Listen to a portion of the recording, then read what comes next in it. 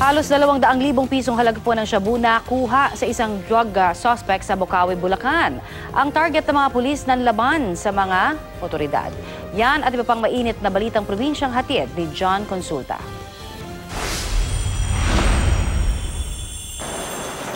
Dead on the spot matapos umanong manlaban si Winston Kagampang sa bypass operation sa Bocaue, Bulacan. Agad umanong bumunot ng baril si Kagampang nang makatulog na pulis ang transaksyon niya. Nasa drug watch list siya ng pulisya. Nakuha kay Kagampang ang nasa 30 gramo ng hininalang shabu na nasa 180,000 piso ang halaga. Gayon din ang isang kalibre 38 baril at marked money.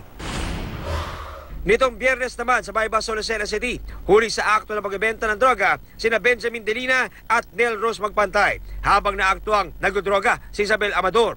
Kulong ang tatlo na naharap sa reklamong paglabag sa Comprehensive Dangerous Drugs Act. Sa Sarat, Ilocos Norte, arestado ang 3 lalaking isinumbong dahil sa umano'y lantarang paglutong eats. Kumpiskado ang kanilang baraha at 1,000 pisong taya. Naharap sila sa kasong paglabag sa Anti-Illegal Gambling Act.